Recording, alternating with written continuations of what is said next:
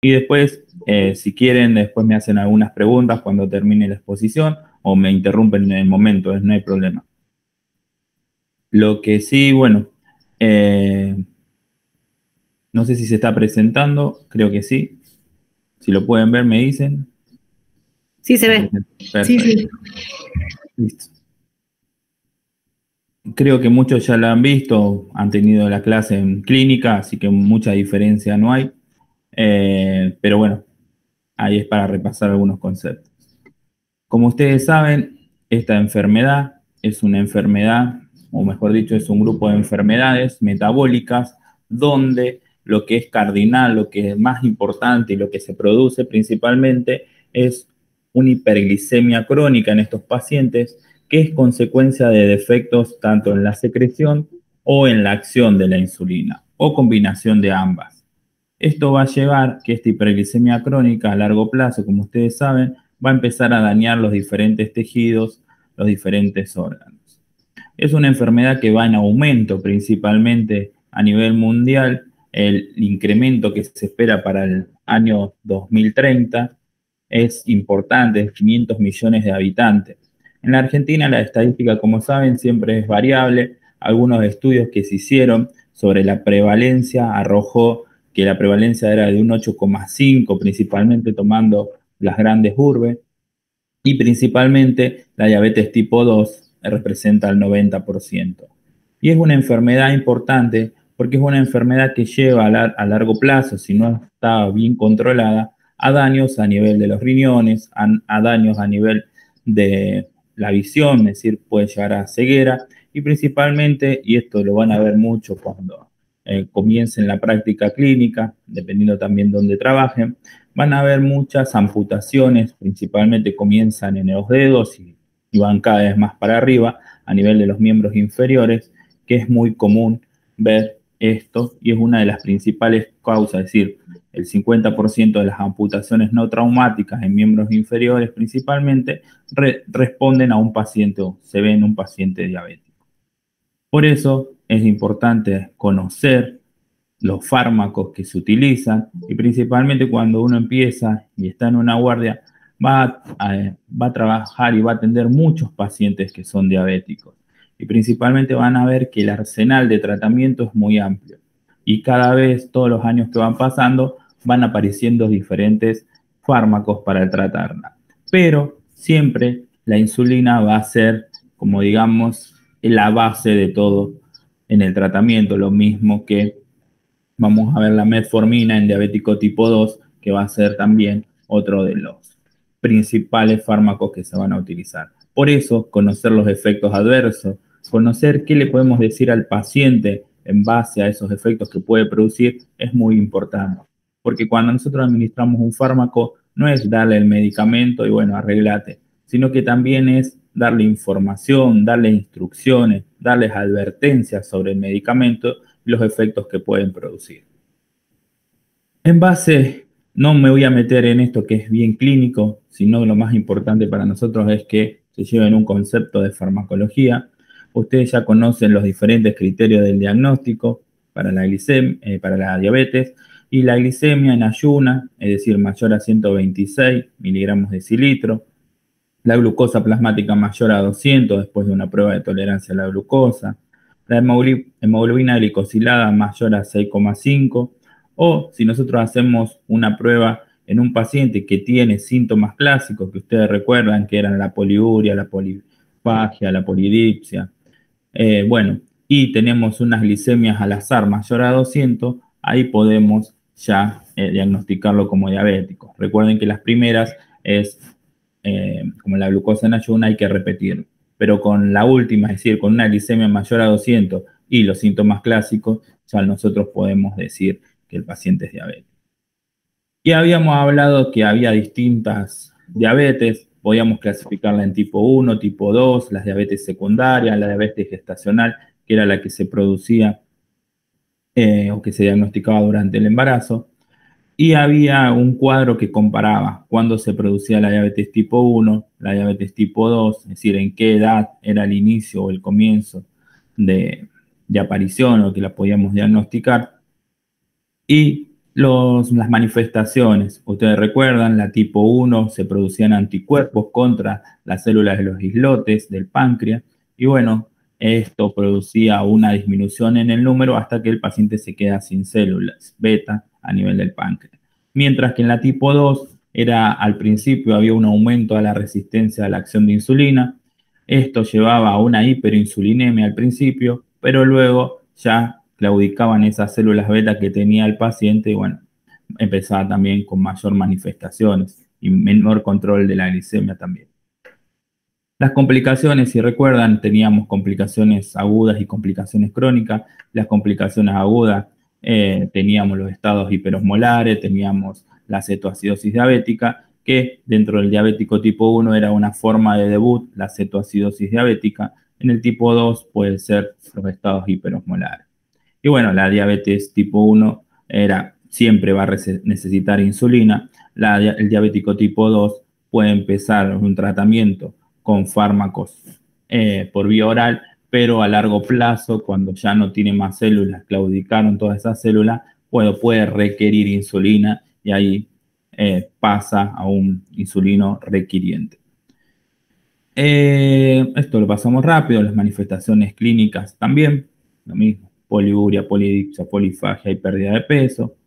Las complicaciones crónicas, como decíamos, este aumento de la glicemia a largo plazo va a empezar a dañar los diferentes órganos y tejidos, se van a producir manifestaciones micro y macrovasculares. Y bueno, en la retina, el riñón, las neuropatías periféricas, el aumento del riesgo de infarto, ACV, y bueno, todo esto en un paciente diabético se ve mucho más y está aumentado. Como les decía, bueno, la gangrena en los miembros inferiores y después las sobreinfecciones es algo muy común de verlo y bueno, hay que tenerlo en cuenta.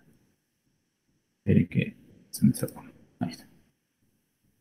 Y bueno, y acá es lo que nos interesa a nosotros. ¿Cuál es el tratamiento de los pacientes diabéticos? Bueno, el tratamiento es multifactorial. Hay que decir, no solamente debemos controlar los niveles de glicemia, que cuando nosotros hacemos un tratamiento, y seguramente en la clase anterior lo habrán hablado, de las variables duras y la variable subrogada. Las variables duras siempre es la disminución o evitar la mortalidad de los pacientes. Y en este caso, lo que nosotros vamos a buscar como primer objetivo es evitar esas complicaciones macro y microvasculares, esas variables que serían importantes modificarlas. Después, sí, la variable subrogada, que es la que nosotros podemos modificar, o la variable interviniente, que va a ser la glicemia. Controlar la glicemia en nuestros pacientes va a ser muy importante. Y como ven, la ADA nos recomienda que no solamente eso sería actuar sobre la glicemia, sino sobre otros factores que también pueden estar relacionados y siempre van a estar relacionados, principalmente hablando del diabético tipo 2, la reducción del peso, los cambios de estilo de vida, si tiene hipertensión, reducir la presión, controlar todo lo que serían las dislipemias. Y bueno, y ahí nos dan diferentes valores, diferentes niveles que son valores corte que nosotros queremos alcanzar esos objetivos. Vamos a ver que lo mejor sería tener la hemoglobina glicosilada lo más bajo posible, pero en el tratamiento, tanto en la hipertensión como en la diabetes, el tratamiento no es como una receta de cocina que nosotros vamos a dar tal tratamiento y listo. Generalmente los tratamientos se deben adecuar al paciente y no necesariamente un tratamiento sirve para los mismos pacientes. Por eso es más como un traje a medida que nosotros decimos el tratamiento. Entonces tenemos que ver muchas cosas, es decir, tenemos que ver si el paciente tiene otras comorbilidades, es decir, si es insuficiente renal, cómo está la presión que habíamos hablado antes, es decir, todo el control de otras comorbilidades, porque la edad también influye mucho, porque no va a ser el mismo un tratamiento para un paciente joven que esté motivado y que no tenga comorbilidades que un paciente de 75 años que tenga un montón de comorbilidades y que tenga mayor riesgo de hipoglicemia. Entonces, la hemoglobina glicosilada, las guías hablan de que sea menor a 7, pero si tenemos un paciente joven que no tiene comorbilidades, podemos llevarla lo más bajo todavía de 7. Y en cambio, en un paciente que tenga muchas comorbilidades, va a ser más difícil alcanzar una hemoglobina glicosilada menor a 7 y si nosotros la queremos alcanzar, la podemos alcanzar con mayor riesgo de hipoglicemia, mayor riesgo de complicaciones. Entonces, como les dije, es importante siempre ver en qué paciente nosotros vamos a darle el tratamiento y actuar en base a eso. Como ven, también, bueno, una de las cosas importantes también es la educación en los pacientes. Los pacientes, si no están educados y no entienden que es un tratamiento a largo plazo, un tratamiento crónico y que debe tomar la medicación al horario establecido, que no tiene que hacer transgresiones dietarias, bueno, si no se le explica bien y si no entienden bien, a pesar de que le demos los mejores fármacos, nunca vamos a llegar a cumplir esos objetivos terapéuticos que nosotros buscamos. Y bueno, y ahora sí, hablando un poco de fármacos, como pueden ver, a lo largo del tiempo fueron apareciendo diferentes fármacos desde 1920. Generalmente antes de eso los pacientes, la mayoría se morían y solamente se trataban con una dieta y ejercicio. Es decir, antes de la aparición de la insulina, los pacientes no tenían otro tratamiento y terminaban muriéndose los pacientes diabéticos. En todo cambió a partir de 1920, donde aparecieron la primera insulina, aparecieron las primeras insulinas animales, se extraían del páncreas de la vaca y el páncreas del cerdo, y a partir de ahí hubo un cambio radical en el tratamiento de esta enfermedad. Como pueden ver, luego empezaron a aparecer otros fármacos como la sulfonilurea, la metformina, y hasta ahora, que sería más cercano a los años 2010, aparecieron los últimos que son los inhibidores de los costransportadores que actúan a nivel de los túbulos contorneados proximal a nivel del riñón. Como puede ver, hay un montón de fármacos que hay en el mercado y cada uno tiene algunas ventajas y desventajas. Pero uno de los más importantes que hay que tener en cuenta y hay que saber son las insulinas. Como pueden ver y recordar de fisiología, la insulina es una hormona anabólica, es una hormona peptídica, se encarga de controlar todo lo que tiene que ver con la utilización, el almacenamiento de los diferentes nutrientes y principalmente es secretada a nivel de las células beta del páncreas. Vamos a ver que la secreción dentro de esas células beta del páncreas va a comenzar formándose la preproinsulina, luego dentro de las vesículas va a empezar a doblarse y van a formarse puentes disulfuro entre esa propia cadena, esa cadena que se va formando. Esos puentes disulfuro van a doblar esta cadena que decía y bueno, se va a formar la proinsulina hasta que luego hay enzimas dentro de esas vesículas, ahí a nivel que van pasando por el REL, el aparato de Golgi, bueno, y las vesículas se van liberando al citoplasma junto con esas enzimas, que esas enzimas, esas endopeptidasas, producen corte en esa larga cadena que luego terminó siendo la cadena de proinsulina, que sería la proinsulina, va a hacer cortes en lugares específicos para que por un lado queden dos cadenas, la cadena A y la B unida por puente disulfuro, que sería la cadena de insulina, y la cadena de otros péptidos, que sería el péptido C, que es el péptido conector dentro de la vesícula. Esto es importante tener en cuenta que esta cadena, el orden de los aminoácidos que va a tener, va a ser muy importante, porque modificaciones en el orden va a llevar a cambios en la farmacocinética de las insulinas. Vamos a ver que las insulinas, tanto si nosotros comparamos la insulina humana con la insulina animal, vamos a ver que tenían algunas diferencias y eso llevaba a que tengan mucha mayor reacción alérgica las insulinas animales que las nuevas insulinas ahora que vamos a ver. Entonces, las insulinas animales no eran tan iguales en el orden de aminoácidos que lo es la insulina normal o la insulina humana. ¿Y cómo se secreta insulina? También es importante repasar un poco esto porque nos va a dar después la idea de cómo actúan algunos fármacos que están en el mercado y que se utilizan mucho. Como ustedes pueden ver, cuando nosotros nos alimentamos, la glucosa entra a nivel de las células beta, por un transportador, el GLUT, que está a nivel de las membranas. Esa glucosa que entró es tomada por una enzima, una glucosidasa, que la transforma en glucosa 6-fosfato. Esto entra y se produce un cambio en el metabolismo del ATP, aumentando el ATP dentro de la célula.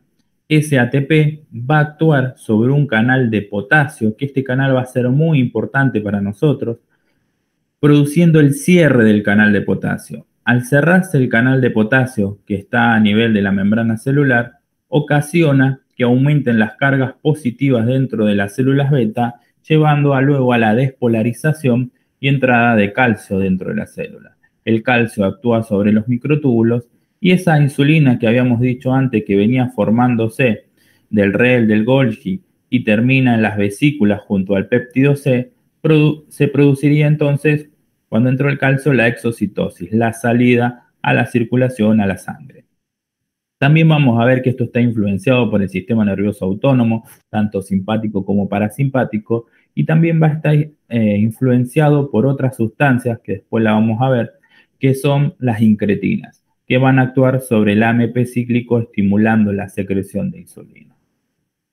Entonces, aquí va a haber dos puntos claves e importantes. El canal de potasio que vamos a tener en la membrana celular, que va a ser importante porque acá van a actuar un grupo de fármacos que se llama las sulfonilurias, y es muy conocido también, la glibenclamida y toda la familia esa. Y también vamos a ver que esta célula tiene receptores donde van a actuar, como les decía, las incretinas. Normalmente, cuando nosotros nos alimentamos, se produce una secreción rápida de insulina, que sería la que está ya preformada, y que sería el pico postprandial de insulina, que va a durar unas horas, y luego hay una secreción basal de insulina que se va liberando y que va a depender mucho de las concentraciones, va a mantener esas concentraciones basales de insulina. Como pueden ver, que después de cada alimentación hay un pico de insulina. Nosotros cuando administramos insulina, nosotros queremos imitar esto que normalmente pasa en nuestro cuerpo, es decir, cada vez que comemos se produce un pico postprandial de insulina para que la insulina actúe y agarre esa glucosa que va en la sangre y la meta dentro de la célula y luego una secreción basal. Vamos a ver que esto no es tan parecido, no es tan igual a lo que pasa cuando nosotros hacemos un tratamiento, no es tan parecido, no es tan igual a lo que pasa normalmente debido a que la insulina cuando se libera del páncreas, el primer órgano donde va a actuar va a ser a nivel del hígado y luego va a llegar a los órganos periféricos, a la circulación periférica. Mientras que cuando nosotros la administramos por vía subcutánea, no va a ser el órgano principal que va a actuar el hígado, sino que va a actuar primero en otros órganos. Entonces, no va a ser tan igual con el esquema de tratamiento que nosotros hacemos con lo que pasa normalmente.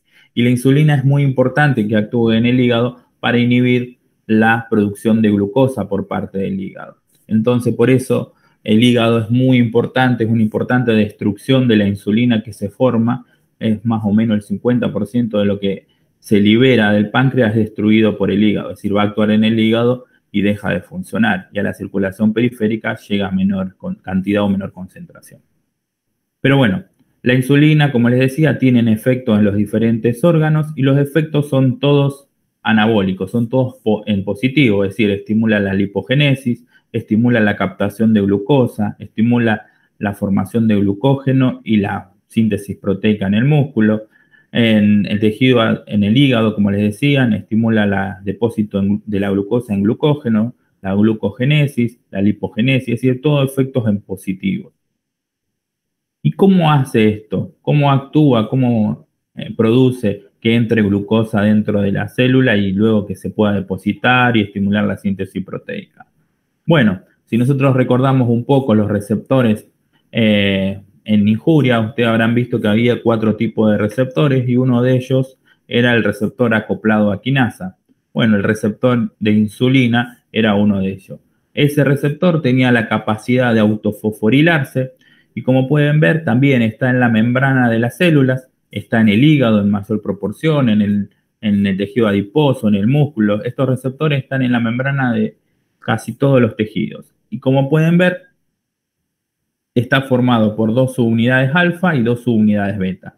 Las subunidades alfa tienen el dominio de unión del ligando, que sería el dominio de insulina, y las subunidades beta, que son de transmembrana y son intracelulares, tienen esa capacidad de fosforilarse. Entonces viene la insulina, que se secretó, en este caso que veníamos hablando, por parte del páncreas, se unió a las subunidades alfa, produjo un cambio conformacional en las subunidades beta, que se fosforilaron, y bueno, esa fosforilación lleva a que actúe sobre diferentes sustratos que hay dentro de la célula, que son los sustratos del receptor de insulina, y lo van fosforilando y activando diferentes cascadas. Estas cascadas son miles, son complejas, pero una de las cascadas más importantes, y es la que más nos tiene que interesar, es que normalmente para que la glucosa entre dentro de la célula muscular, tejido adiposo, hígado, donde sea, necesita un transportador de glucosa, que es el transportador GLUT4, que tiene que estar en la membrana. Normalmente esos transportadores se encuentran dentro del citoplasma, en vesículas intracelulares, y que cuando la insulina se une al receptor y se produce todos esos cambios conformacionales y se activa diferentes segundos mensajeros, llevan al transportador de GLUT4 a la membrana. Esto ocasiona que la glucosa pueda entrar dentro de la célula y siga diferentes vías metabólicas, como la de depósito en glucógeno o también vías metabólicas para la producción de energía. Entonces, como pueden ver, son múltiples las cascadas que se producen dentro de las células, pero una de las más importantes y la acción más importante que tiene la insulina es que cuando activa el receptor hace que los transportadores que están en el citoplasma de la glucosa vayan a la membrana y permiten que la glucosa pueda entrar dentro de la célula y disminuir la glucosa plasmática. Cualquier cambio, cualquier mutación que se produzca en estos receptores o en alguno de los pasos internos de todas estas cascadas llevarían a que aumente la resistencia a la acción de insulina. Lo mismo que si no tenemos insulina. Si no tenemos insulina, estos transportadores nunca van a ir a la membrana y nunca va a poder entrar la glucosa dentro de la célula. Entonces la glucosa va a empezar a aumentar en la sangre, las células no van a tener alimento y van a empezar a destruir sus propios depósitos de glucógeno, van a destruir las proteínas que tenían y bueno, y se va a producir toda la sintomatología y todas las, que ustedes ya saben, todos esos efectos catabólicos que se producen cuando hay un déficit de insulina, ya sea por falta de insulina, como un diabético tipo 1, o también en la acción de la insulina. Entonces se va a estimular la lipólisis, que va a mandar ácidos grasos y también glicerol para el hígado para tratar de producir glucosa, porque las células van a creer, en teoría o resumiéndolo, las células creen que no hay glucosa, entonces mandan al hígado para que éste empiece a producir glucosa a partir de otra fuente, es decir, la gluconeogénesis. En el músculo lo mismo, se van a empezar a activar las cascadas de destrucción, es decir, primero destruye glucógeno, luego también destruye las proteínas propias del músculo. Entonces todo esto, tanto por falta de insulina o por la acción de insulina o ambas, llevan a todo lo que ustedes ya conocen que pasa en la diabetes. Entonces, por eso es importante reconocer o rever un poco la fisiología, porque con eso podemos entender cómo podemos actuar con el tratamiento.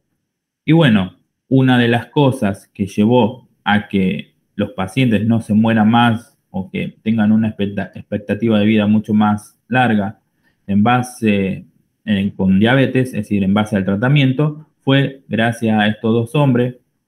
En 1921 empezaron a trabajar con páncreas de animales y descubrieron que secretaba una sustancia que, bueno, la estudiaron y bueno, esa sustancia se la empezaron a administrar, hicieron estudios en animales y se la administraron a ese primer perrito que se llama Marjorie, le sacaron el páncreas y luego se lo administraron y bueno,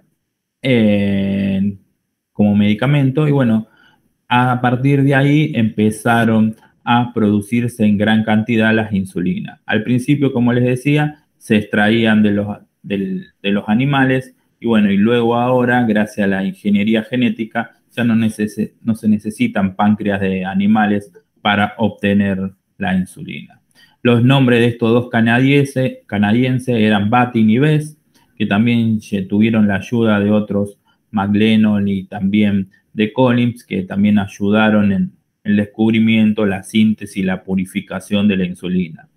Batin y Bess recibieron el premio Nobel y bueno, uno de los primeros, digamos, enfermos que recibieron el tratamiento fue este chico, Leonard Thompson, que tenía glicemia de 500 y bueno, sobrevivió bastante gracias al invento de estos hombres, es decir, uno de los primeros en tratarse. Las insulinas, como les decía, entonces, se extraían de animales y como les decían, el orden es decir, los aminoácidos que contenían las cadenas A y B no eran iguales, es decir, la bovina tenía 3 aminoácidos de diferencia y la porcina tiene un aminoácido de diferencia. Esto ocasiona que, bueno, se produzcan algunas veces reacciones adversas en algunos pacientes, principalmente de hipersensibilidad. Como ven, se necesitaba mucha cantidad de páncreas de animales para obtener medio litro de insulina, pero bueno, con el advenimiento de las nuevas técnicas o las técnicas más modernas, llevó a que esto no sea así, que no se necesite tantos páncreas de animales para obtener la insulina.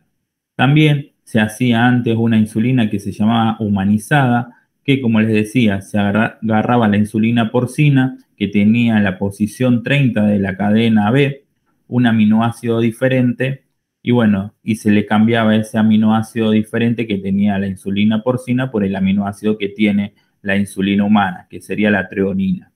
A esto se llamaba transpeptidación. Pero como les digo, ahora las insulinas, todavía están las animales, pero ya se usan mucho menos. Porque para obtenerla, como les dije, se necesita mucha cantidad de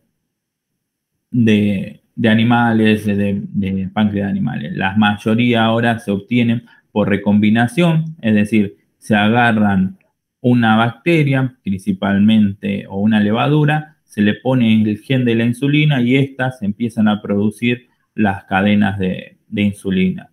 Luego, por otro método, se le hace esos puentes disulfuro y se forman las dos cadenas de insulina. En base a esto, las insulinas son idénticas a las humanas, tienen los mismos aminoácidos y tienen mucho menos riesgo de estos efectos adversos que se producía antes cuando se utilizaban las insulinas de animales.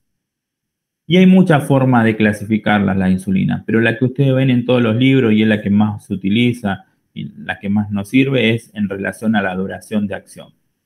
Y ahí vamos a tener, o la podemos clasificar en 4 grandes grupos.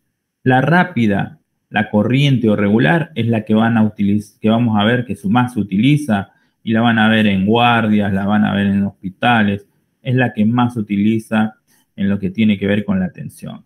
Es una insulina cristalina, cuando nosotros vemos el frasquito y generalmente tiene una R, el frasquito es una insulina transparente y vamos a ver que tiene una latencia de acción entre 30 y 60 minutos.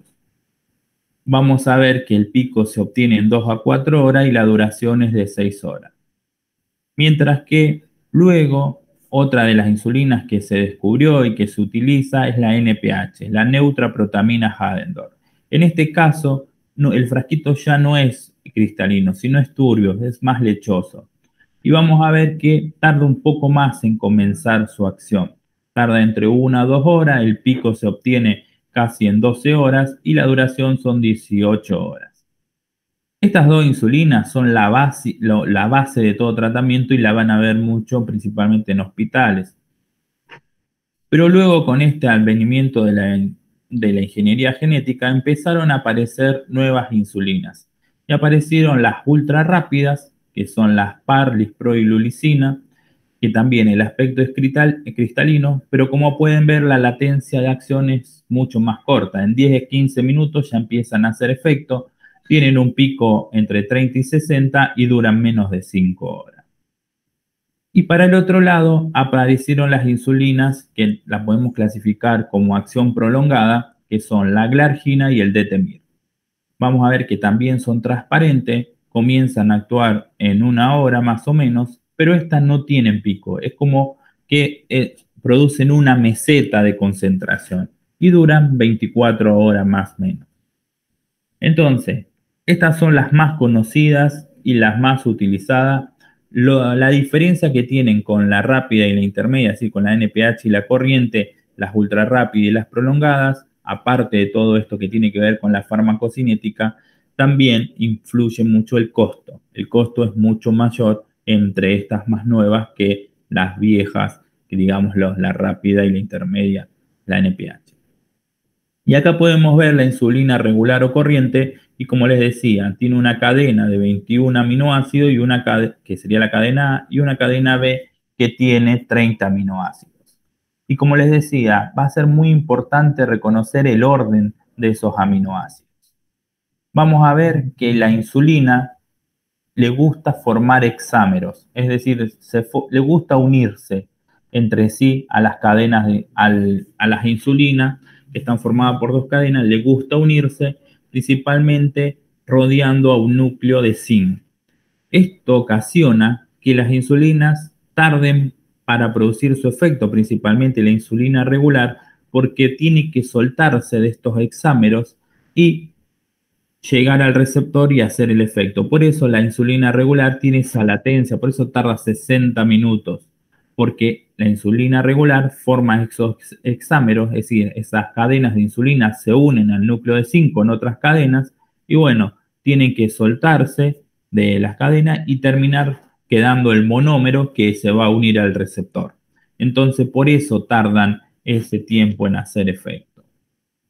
Como pueden ver, lo que decíamos ahora, si nosotros vemos la curva en función del tiempo, en las concentraciones, tarda ese tiempo, que es el tiempo en que nosotros la administramos principalmente por subcutáneo, en forma subcutánea, también la podemos tener endovenosa, la podemos intramuscular, la corriente, o también en bomba de difusión, es decir, es una de las que podemos administrarla por todas las vías, pero bueno, tiene que primero soltarse de esos hexámeros para luego llegar a monómero y producir el efecto. Y como ven, tarda un tiempo.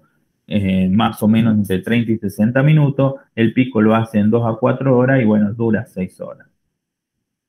Pero ¿qué pasó con las otras? ¿Por qué las ultras rápidas duran o tardan mucho menos en producir sus efectos? Por lo que les decía antes, el orden de los aminoácidos acá sí altera el producto, es decir, altera la velocidad de absorción, altera la velocidad de producir el efecto, es decir, altera la latencia. Como pueden ver, esta es la insulina regular o corriente y en la insulina Lispro lo que se hizo fue el orden o el cambio del orden de los aminoácidos. Normalmente venía en la posición 28 la prolina y en la posición 29 la lisina y se pusieron al revés. Todo esto con ingeniería genética, utilizando enzimas y todo eso que cortan y pegan las cadenas de insulina. Bueno, este orden de aminoácidos llevó a que esos hexámeros no se puedan formar o se forman y duran muy poco tiempo. Entonces eso le da la ventaja de que rápidamente cuando nosotros la administramos está en monómeros y puede llegar a la sangre y empezar a hacer efecto. Por eso estas insulinas tienen una latencia tan corta. ¿Por qué? Porque no forman los hexámeros que normalmente forman las otras insulinas. Lo mismo pasa con la glulicina. La glulicina se le produjo cambios en la posición 29, en la posición 3 de la cadena B y bueno, también ocasiona que la farmacocinética cambie totalmente de esa insulina. Lo mismo que la aspartica. Se le cambió la prolina por el ácido aspartico acá en la posición 28. Entonces, estas insulinas, como les decía, rápidamente se transforman en dímero, monómero, llegan a la sangre y empiezan a producir su efecto. Y si nosotros la comparamos, la latencia es mucho menor. El efecto, es decir, el máximo, el pico es también 1 hora y dura menos de 5 horas. Esto le da muchas ventajas a estas insulinas en lo que tiene que ver con el control de la glicemia postprandial y principalmente nos da la ventaja sobre el paciente y principalmente los niños, se ha visto que lo pueden administrar después que comieron. Muchas veces las otras insulinas, como la regular, nosotros la vamos a administrar antes de la comida. ¿Por qué? Porque nosotros tenemos que esperar ese tiempo de latencia más o menos que se absorba para que el pico de insulina coincida con el pico de glucosa postprandial. Bueno, con estas insulinas nosotros podemos darla bien o mucho más cerca de la comida o después de las comidas, viendo cuánto comió el paciente y bueno, ahí viendo qué dosis nosotros le vamos a dar, cuántas unidades de insulina le vamos a dar en relación a lo que se alimentó y entonces nos hace un mejor control de la glicemia postprandial. Como pueden ver, tiene ventajas y desventajas. Como les decía, el perfil de acción es más parecido al de insulina endógena en relación con la ingesta, es decir, comemos y rápidamente tenemos ese pico de insulina postprandial, disminuyendo las glicemias postprandiales, es decir, que no sean tan altas. Tiene menos riesgo de hipoglicemias porque dura mucho menos. Hay una mayor disminución de la hemoglobina glicosilada en diabéticos tipo 1 y bueno, y como les decía, es mayor flexibilidad en relación a las comidas porque la puede administrar bien pegado o un poquito o un tiempo después que se alimentó. Las desventajas que van a tener es mayor precio, pueden requerir aumento de la dosis de la insulina basal porque bueno, duran mucho menos y bueno, hay pocos estudios o datos, hay menor número de datos en menores, en ancianos, embarazadas o en lactantes. A su vez, también hay que tener en cuenta que tienen alguna mayor afinidad por el receptor insulinotrópico 1, entonces algunos hablaban igual que las prolongadas que después vamos a ver, el IGF, que podían producir un efecto en la diferenciación de las células y podían producir algunas alteraciones, es decir, cánceres, pero no se ha descrito en los diferentes estudios. Pero bueno, se tenía en cuenta por esta acción que tiene esa afinidad, por esos receptores. Otras de la insulina también a tener en cuenta y que, como les decía, es muy utilizada, es la insulina intermedia o NPH, insulina neutra protamina Hadendorf. La diferencia que tiene es un aspecto más turbio, tiene protamina, tiene un amortiguador fosfato y principalmente es la que se utilizaba siempre antes para hacer el esquema básico de insulinas. Como ustedes recuerdan, va a imitar a la secreción basal de insulina, mientras que la regular o las ultra rápidas imitan al pico postprandial. Entonces, esta insulina ustedes van a ver que en relación al tratamiento se utilizan 2 veces al día. Se pueden administrar a la mañana y otra antes de la cena o antes de acostarse. Entonces, esto nos permitiría imitar ese pico o esa secreción basal de insulina que normalmente se produce en nuestro cuerpo. Como ven, lo mismo que vimos antes, el aspecto es turbio, siempre hay que verla, siempre hay que mantenerla a baja temperatura y ver que no estén vencidas porque no servirían y producirían reacciones adversas importantes. Y dentro de los análogos de insulina de acción lenta, vamos a tener los dos más importantes. Uno es la glargina, se hizo lo mismo, cambios en la molécula, se le agregaron 2 argininas en la cadena B, posición 31 y 32, y se le cambió la arginina que está en la posición 21 por una glicina. Esto le adicionó 2 cargas positivas a la molécula, con lo que ocasiona que esos hexámeros que normalmente se formaban se hagan más estables y se formen como microprecipitados cuando nosotros la administramos a nivel del subcutáneo. Entonces hacen que dure mucho más tiempo la insulina glargina, tengan una latencia mayor y una duración mucho mayor. Entonces por eso esta insulina no puede combinarse con otras insulinas porque tienen un pH ácido en su preparación.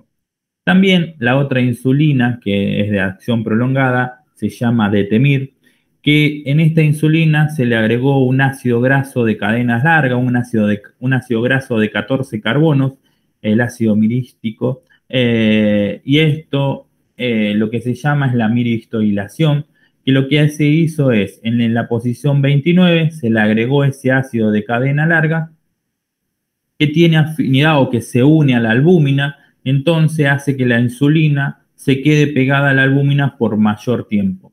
Entonces, por eso también tiene una duración mayor.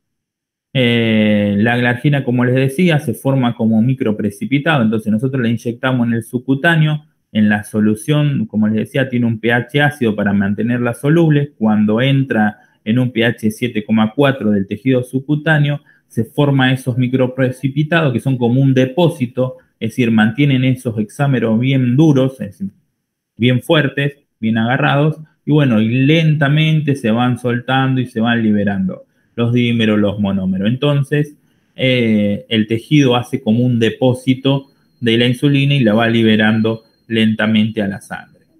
Generalmente, como les decía, se pueden administrar una sola dosis en el día porque dura casi 24 horas, tiene menor riesgo de hipoglicemia, no se acumulan. Una de las cosas importantes es que el sitio de administración no modifica la cinética de absorción ni el ejercicio, lo que pasaba con las otras insulinas, que si el paciente hace ejercicio, si le administramos calor, si le hacemos masaje, la absorción aumenta. En este caso no se modificaría.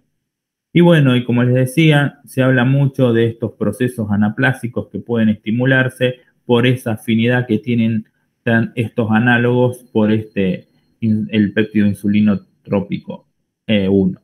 Así que bueno, y el detemir, lo que les decía antes, la ministerización se administra subcutánea y se une a la albúmina y se administra generalmente 2 veces al día.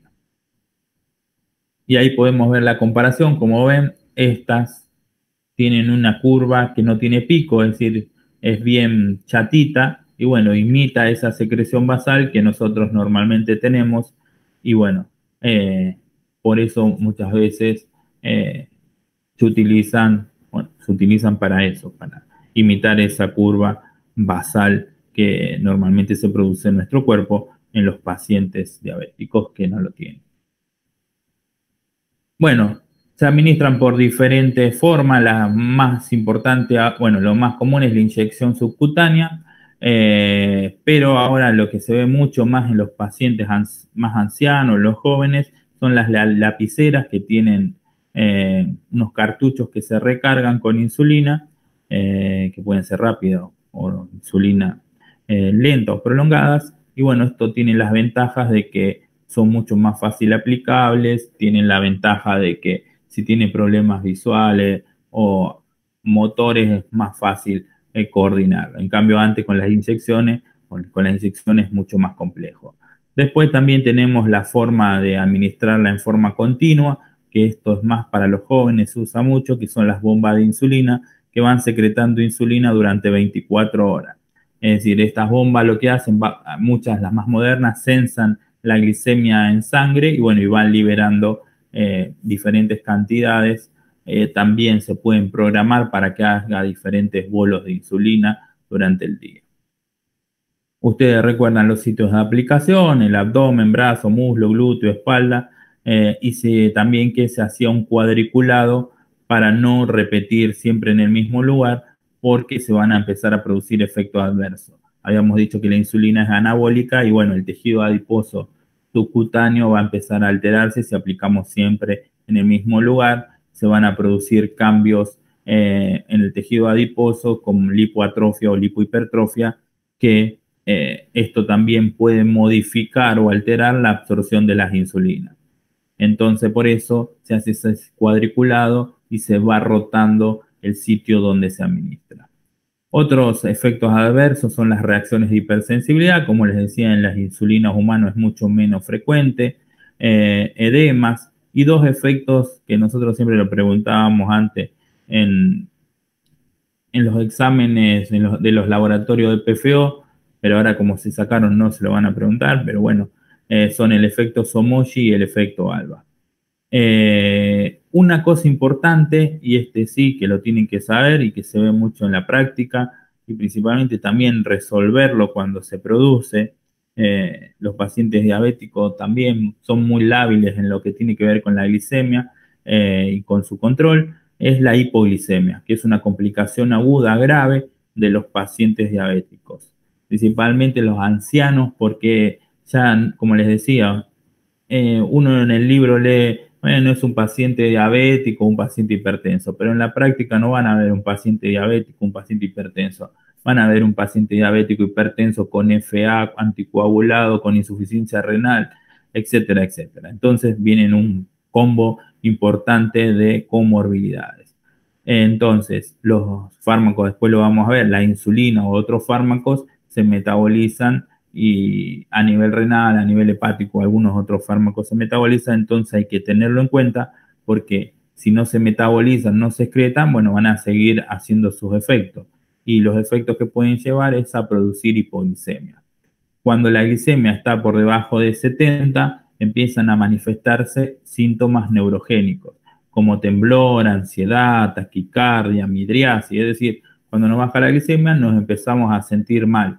¿Por qué? Porque se empieza a activar el sistema nervioso autónomo, principalmente se activa el sistema nervioso simpático. También se produce sensación, sensación de hambre, parestesia. Es decir, todo esto se empieza a producir cuando empieza a caer a menos de 70 miligramos. Cuando ya se empieza por debajo de 55 o más, empieza a sufrir el sistema nervioso central, empieza a sufrir el cerebro, empieza a manifestarse síntomas neuroglucopénicos, empieza a empezar con confusión, letargo, convulsiones, coma y puede llevar a la muerte también del paciente.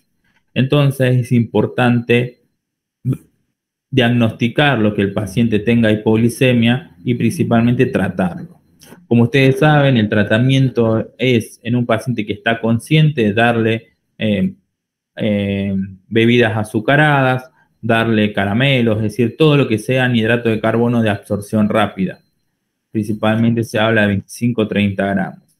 El problema viene cuando el paciente ya no está consciente. En ese caso, nosotros podemos utilizar el glucagón, que ustedes saben se puede administrar subcutáneo o intramuscular. En este caso, intramuscular sería más rápido, 1 miligramo principalmente, pero el glucagón es bastante caro.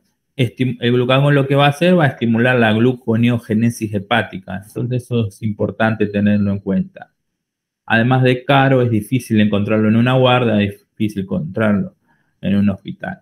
Lo que generalmente se hace cuando la glicemia baja es administrarle glucosa hipertónica. Nosotros ahí vamos a tener diferentes formas de administrarlo, principalmente se trata de administrar entre 25 a 50, es decir, solución de destroza hipertónica desde 25 a 50, nosotros vamos a tratar de administrarle para recuperar esa glicemia que estaba disminuida. Y ver, entonces nosotros administramos varias ampollas, vemos cómo responde a los 10, 15 minutos, y bueno, si no responde, no aumenta, le vamos a tener que dar de vuelta mayor solución hipertónica. Pero bueno, en este caso, luego que salió, que recuperó la conciencia, que el paciente está mejor, bueno, y puede comer o puede tragar, bueno, ahí nosotros le damos después por vía oral. Pero recuerden entonces eso, cuando está consciente, nosotros lo podemos dar por vía oral, cuando está inconsciente o le damos glucagón o principalmente le damos glucosa hipertónica, principalmente en el 25-50%. Generalmente vienen en ampolla de 10 mililitros.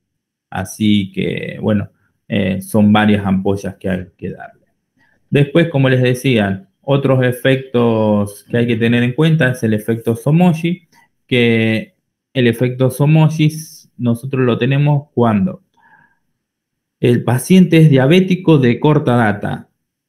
Paciente de mucho tiempo es diabético de mucho tiempo ya no va a aparecer porque acá juega un papel importante las hormonas contrarreguladoras y el sistema nervioso autónomo. Es decir, está descrito en la bibliografía, pero en la práctica es raro de verlo. En este caso nosotros tenemos un paciente que utiliza insulina, el paciente, nosotros le medimos la glicemia a la mañana y a la mañana nos aparece con hiperglicemia y también tiene cefaleas intensas. Principalmente este efecto se produce y por qué medimos glicemias altas a la mañana es porque la dosis que nosotros le dimos de insulina a la noche fue muy alta. En la madrugada el paciente hizo una hipoglicemia se pusieron en juego todos los mecanismos contrarreguladores, adrenalina, noradrenalina, el corticoide, todo lo que nos aumenta la glicemia, y lo que estamos viendo a la mañana temprano de esa hiperglicemia es por eso, porque se produjo el aumento por estas enzimas contrarreguladoras que nos aumentaron la glicemia por la hipoglicemia que nosotros producimos a la madrugada.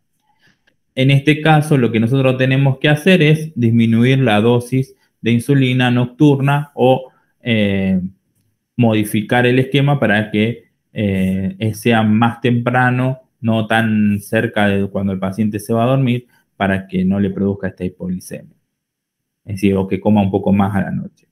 Y el efecto ALBA pasa lo mismo, a la mañana temprano también le medimos hiperglicemia, pero en este caso está relacionada con la secreción de cortisol a las 8:30 de la mañana, que ustedes recuerdan, a las 8:30 se produce el pico de cortisol, y bueno, el cortisol aumenta la glicemia, y si la dosis que nosotros le dimos a la noche era muy baja, no llega a compensar ese aumento por cortisol, y bueno, en ese caso, al contrario, tenemos que aumentar la dosis. Pero bueno, son efectos descritos que se hacían principalmente en preguntas de farmacología, que ahora no creo que se las haga, pero para que lo tengan en cuenta. Y para ir terminando con esto de insulina, que ya se vuelve aburrido para ustedes, las interacciones. Hay dos interacciones importantes de cada grupo, es decir, que nos aumente o que nos disminuya la glicemia en relación a los fármacos. Principalmente, ustedes habrán escuchado nombrar que los pacientes que utilizan propranolol hay que tener mucho cuidado si son diabéticos. ¿Por qué? El propranolol es un antagonista beta-adrenérgico, es decir, bloquea receptores tanto beta 1 como beta 2. Los receptores beta 1 se encuentran a nivel del corazón y son los que estimulan la adrenalina para darnos palpitaciones, para darnos taquicardia, para aumentar la frecuencia cardíaca. Entonces, si nosotros tenemos que el paciente tiene bloqueado esos receptores, cuando nos baja la glicemia y en ese caso se pone en juego el sistema nervioso autónomo liberando adrenalina y noradrenalina, no lo va a estimular al receptor beta 1 porque está bloqueado por el propranolol. Entonces los síntomas de palpitaciones no se van a producir, es decir, vamos a bloquear todos esos síntomas que se relacionan con el sistema nervioso autónomo simpático. Es decir, va a enmascarar esos síntomas que nos van alertando que la glicemia va bajando. Y a su vez, como el propranolol no es no selectivo, bloquea los receptores beta 2 a nivel del hígado. Y los receptores beta 2 en el hígado estimulaban la gluconeogénesis y la glucogenólisis. Entonces, en este caso tampoco va a haber una recuperación rápida de la hipoglicemia. Entonces, por estos dos mecanismos, generalmente hay que tener mucho cuidado de utilizar antagonistas beta 2 no selectivos, beta adrenérgico no selectivo, porque hay bloqueo de receptores beta 2 en el hígado que retrasan la recuperación de la hipoglicemia, y también hay bloquea los receptores beta 1 en el corazón que nos enmascara o no nos advierte que la glicemia está bajando. Entonces, en ese caso, la combinación de insulina y beta adrenérgicos no selectivos antagonista beta adrenérgicos no selectivos, lleva a que tengamos mayor riesgo de hipoglicemia.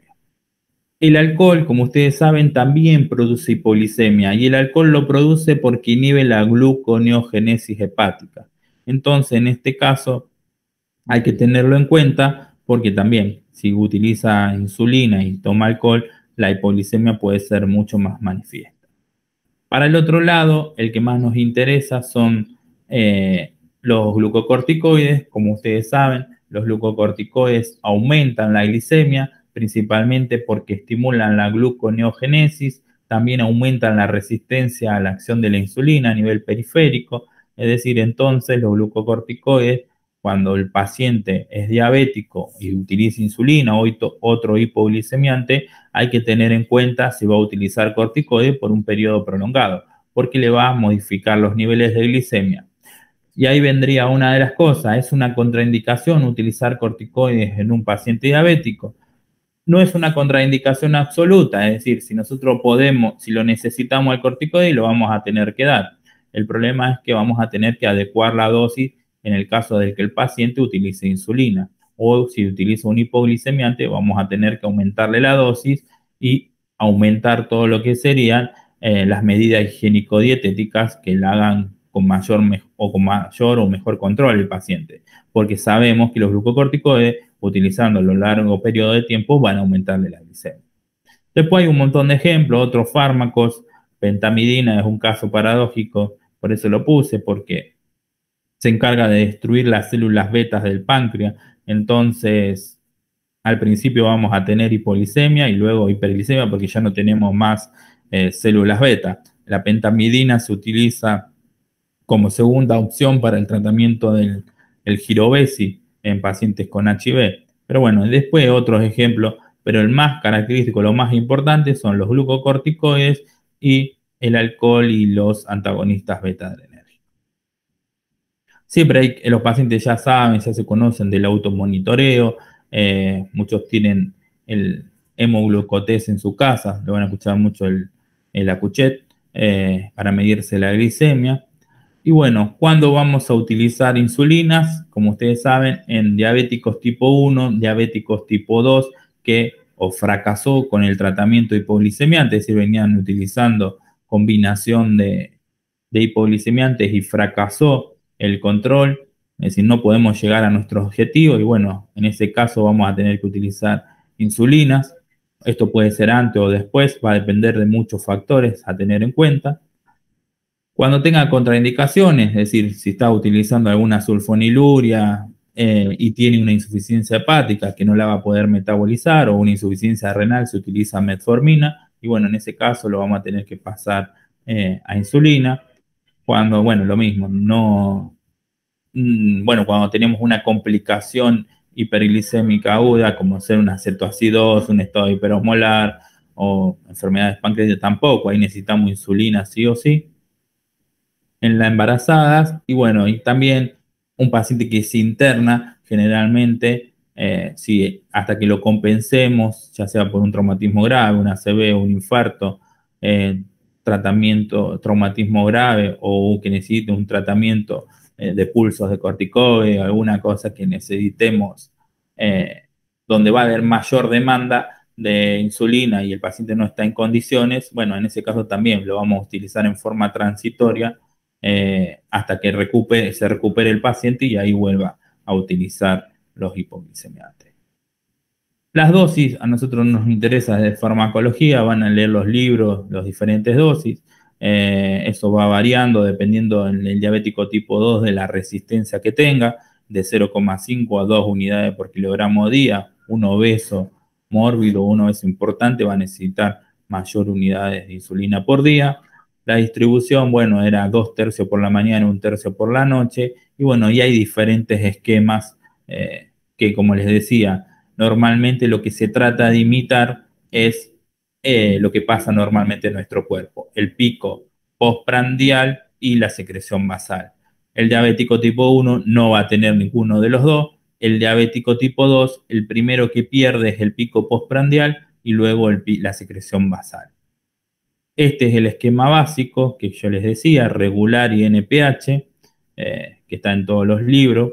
Se comienza, es decir, con la 2 NPH durante el día, que nos imita la secreción basal, y después en las comidas se puede hacer la insulina regular para imitar el pico postprandial. Después, con las nuevas insulinas, hay diferentes esquemas de tratamiento. Pero bueno, eso lo van a leer bien en los libros de clínica que hay más importante para ustedes. Y ahora les pregunto, después de hablar tanto yo, ¿alguna duda, alguna pregunta? ¿Quieren saber algo? Antes que pase a la otra parte. Profe, disculpe. Sí. No me quedó claro cómo se administra la NPH. La NPH se administra por vía subcutánea, es la única que no se puede dar por vía endovenosa ni intramuscular. Es decir, es una de que no se puede dar dentro de las que hay. Y se administra con diferentes esquemas, hay esquemas que se pueden dar 2 veces al día, principalmente algunas lo dan antes de acostarse o si no también antes de la cena, también puede ser un esquema. Gracias. Profesor, una consulta. Sí, ¿Cómo te das cuenta que estás enfrente de una diabetes tipo 1? ¿cómo te das cuenta? Generalmente, bueno, vos vas a tener que el paciente, lo primero es generalmente se aparece en pacientes más jóvenes. Es más raro que aparezca en pacientes eh, más grandes sería. Y después, bueno, después podés hacer algunos estudios así buscando los anticuerpos anticélulas de islote, buscando también anticuerpos antitransglutamina, que sería una enzima que tiene dentro de la célula. Si no mal recuerdo, también se pueden utilizar esos anticuerpos. Eh, pero generalmente es porque el comienzo de acción, son más el comienzo de la enfermedad, es decir, más jóvenes sería. Con eso ya es algo muy importante para el diagnóstico. Después sí, puede hacer esas técnicas buscando los anticuerpos los islotes, las enzimas que tienen las células beta. Eh, y después, bueno, como habíamos visto, los diabéticos tipo 2, bueno, se debutan mucho más. Otra cosa también que pueden debutar es con las complicaciones agudas, como la cetoacidosis diabética. Es muy común en los diabéticos tipo 1, una forma de debut, y bueno, ahí ya después lo diagnosticás, sería. Mucho lo que se ve es que vienen orinan mucho. Los pacientes dicen, tengo mucha sed y orino mucho. Y bueno, eso ya te llama la atención, después vos le medís la glicemia y bueno, ahí vas a ver que los niveles están mucho más altos. Y bueno, le puedes hacer también otras pruebas, pero esto es lo más característico de los diabéticos tipo 1. Yo ¿Alguna tengo una otra? pregunta. Sí. Sí. Para empezar el plan de insulinización, no en el agudo, sino ya de base, ¿con qué dosis empiezo? ¿Se empieza con la dosis más baja y ahí lo voy regulando de acuerdo a la glicemia? ¿O cómo se empieza? Bien, la dosis generalmente se busca el medio sería, nunca se empieza con la dosis más alta ni tampoco la más baja. Vos buscas una dosis media y va en relación a la contextura del paciente, también si es muy obeso y calcularle la resistencia. Como acá habían visto, de 0,5 a 2 unidades, vos podés empezar con una unidad o un poquito menos en un diabético tipo 2 si no es muy obeso, y bueno, y eso lo va regulando. Lo mismo que en el diabético tipo 1 va a ser un poquito más baja la dosis, pero eso lo regula en base al paciente, sería. Vos no vas a empezar con la máxima dosis porque ya después no te queda rango para tratarlo, sería. Y también tener el riesgo de la hipoglicemia que te va a producir. Entonces eso lo va viendo. Como yo le decía, el tratamiento no es como una receta de cocina, sino que es más un traje a medida. Vos vas a ir viendo con qué dosis lo vas regulando. Muchas veces podés empezar con una dosis un poquito alta y después vas para abajo, o al revés, empezar con una dosis baja y vas subiendo en base a las cifras de glicemia y la hemoglobina glicosilada. Bien. Y otra consulta, con respecto a las insulinas inhaladas, no sé si se están usando, qué... Las primeras que salieron producían reacciones a nivel, reacciones de hipersensibilidad y a nivel del tracto respiratorio, por eso se sacaron del mercado. Ahora las nuevas recién están en un inicio, en algunos países se están utilizando y están aprobadas. Pero todavía están en el comienzo, sería, de todo esto. En el futuro es posible que sea una de las vías de administración más importantes porque evita todo lo que serían los pinchazos en los pacientes. Pero todavía hay pocos estudios. Hablan de buena eficacia, pero todavía está en el comienzo, sería. Gracias. Bien. Dentro de la segunda parte, hablar un poco de los fármacos antidiabéticos, que serían cómo actúan estos fármacos. Y acá lo mismo, empezaron a aparecer cada vez nuevos fármacos más modernos, y dentro de los más modernos empezaron a aparecer también, que son más caros y también algunos efectos adversos que en las fases primeras antes de la comercialización no se conocían. Dentro de los fármacos los podemos clasificar en los que producen secreción de insulina, como son las sulfoniluria y las meglitinidas. Después tenemos los que aumentan la acción periférica de la insulina, que son las biguanidas y las tiazolidinedionas. Los que disminuyen la absorción de glucosa a nivel intestinal, que en este caso sería la carbosa, son inhibidores de una enzima a nivel intestinal que es la alfa-glucosidasa. Y después los dos grupos más nuevos que son los reguladores de las incretinas, que son los análogos del péptido parecido al glucagón, y los inhibidores de la enzima dipeptidilpeptidasa 4 o gliptinas.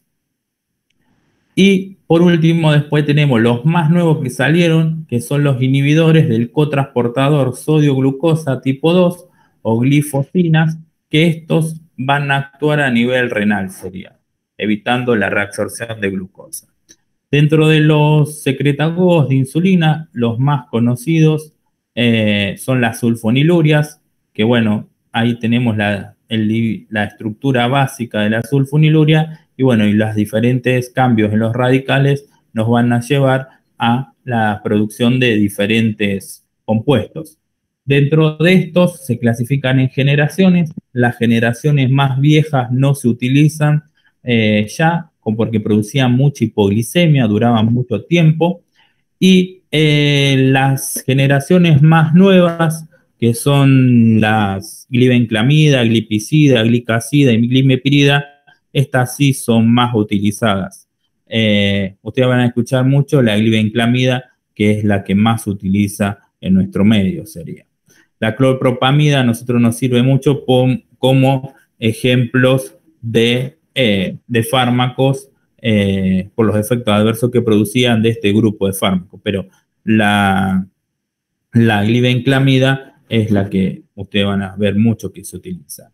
¿Y cómo actúa este fármaco? Bueno, estos fármacos van a actuar dentro de las células beta, es decir, por eso no van a servir en un diabético tipo 1, van a actuar en el canal de potasio que yo les decía, bloqueándolo. Hacen lo mismo que hace el ATP, pero en este caso la sulfoniluria lo que van a hacer, van a actuar en otra parte del canal, en la parte sur que tiene, sur 2 que tiene el canal, y bueno, esa parte que es como un receptor para las sulfonilurias va a activar que se cierre el canal. Al cerrarse el canal, se produce lo mismo que pasaba normalmente cuando entraba glucosa dentro de la célula.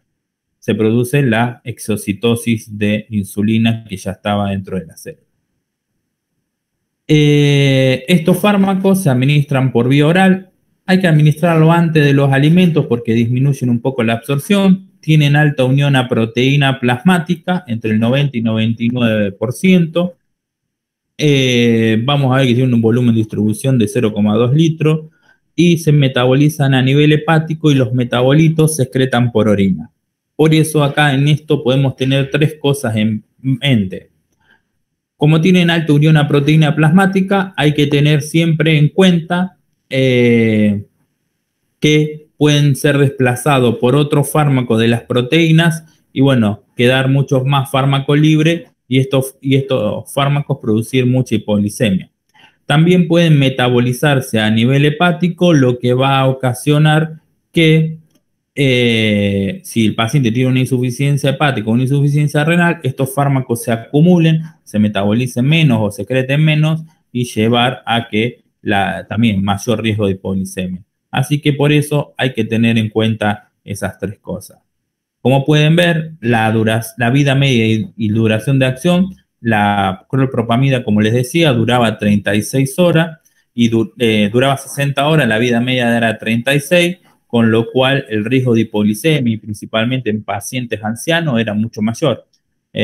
Por eso se dejó de lado y no se utiliza tanto. Además, la potencia era mucho más baja en comparación de los más nuevos. La glibenclamida es el más utilizado, más conocido y como ven, el efecto dura de 16 a 24 horas y es mucho más potente que la clorpropamida.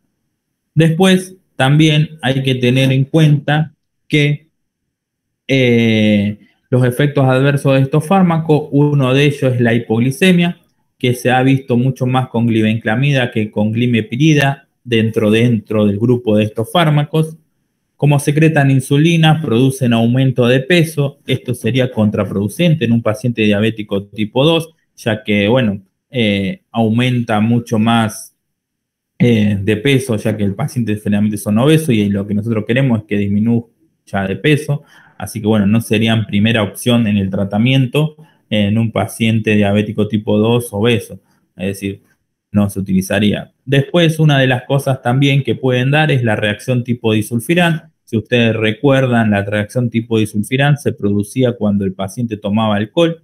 Al tomar alcohol, se inhibe la metabolización del mismo. Estos fármacos inhibirían la acetaldehído deshidrogenasa, con lo cual aumenta la acetaldehído y, bueno, y producen esa intoxicación y pueda producir hipotensión, va a producir cefalea, mareo, todo lo que produce el síndrome disulfirán. También pueden producir hiponatremia, como toda sulfa puede producir pancitopenia, es decir, afectar la médula ósea con agranulocitosis, anemia plástica, etc. Pueden producir ictericia colestásica y, bueno, y en algunos pacientes reacciones de hipersensibilidad. Tengo una pregunta, perdón, sí. Disculpe. Ya que dijiste tiene reacción tipo disulfirán, entonces un paciente, por ejemplo, toma glibenclamida, ¿deberíamos contraindicarle la toma de alcohol? Verdaderamente tendría que no tomar alcohol. Lo produce mucho más la clopropamida. En ese caso se vio mucho más cuando tomaba alcohol y tomaba, es decir, clopropamida se veía mucho más. Igual se han registrado en estos pacientes que toman glibenclamida también estas reacciones. Así que sí, no lo tendría que utilizar el alcohol junto con estos fármacos. Pero bueno, a algunos le aparece, a algunos no. Pero con clopropamida es mucho más manifiesto casi todas estas reacciones. Por eso yo le decía que la clopropamida sirve más para eso, para ver algunas reacciones adversas características del grupo. La hipoglicemia, sí, todo te lo pueden dar y si vos combinás con alcohol, a su vez tenés también más hipoglicemia, así que lo tenés que tener en cuenta. Bueno, y las reacciones sulfa, ¿se acuerdan? Todas, la sulfonamida, también la furosemida, todas esas hay que tener en cuenta porque todos en esos pacientes son alérgicos a todos los grupos de estos fármacos, así que siempre hay que tenerlo en cuenta. Bien, y bueno, y como les decía, la glibenclamida da más hipoglicemia que la glimepirida porque como estos fármacos lo que hacen es secretar insulina, a ellos no les importa cómo esté la glicemia en sangre, ellos secretan, es decir, estimulan la secreción.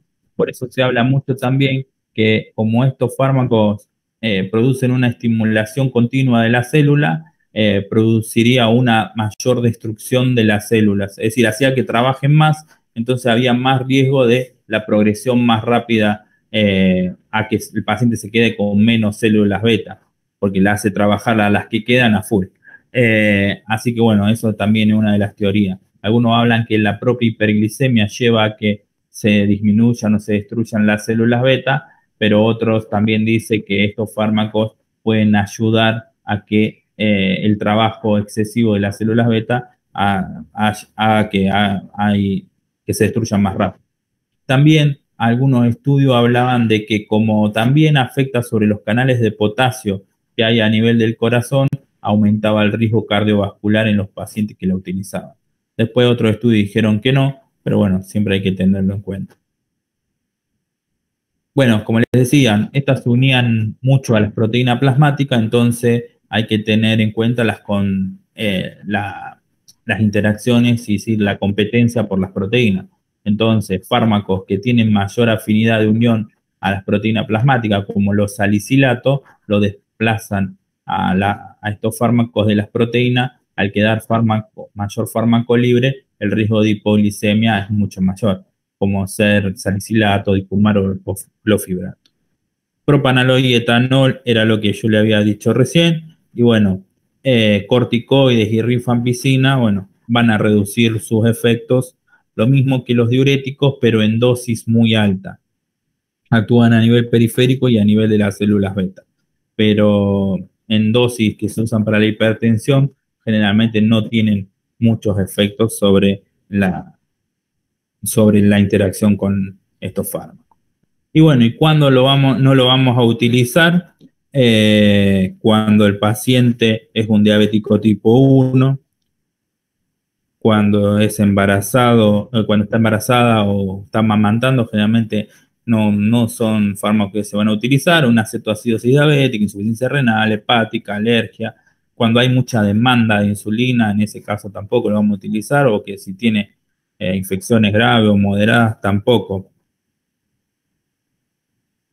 Y después, relativa sería en el perioperatorio de cirugías menor, infecciones leves y corticoterapia.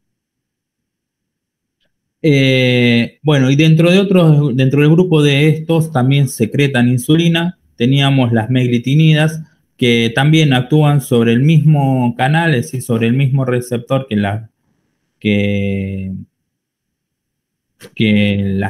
serían las sulfonamidas, pero estos tienen una duración de acción mucho menor, es decir, dura mucho menos, entonces estimula menos a las células betas. A su vez, son selectivas su acción sobre los canales de potasio del páncreas, entonces no tendrían efecto sobre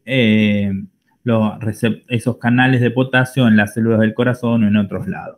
Generalmente estos fármacos son muy poco utilizados debido al costo y además el paciente lo tiene que tomar cada vez que se va a alimentar. Y bueno, y principalmente van a actuar estimulando la secreción de insulina después de comer, es decir, en las elevaciones de glicemia postprandial, entonces rápidamente estimulan la secreción de insulina y luego dejan de hacer efecto.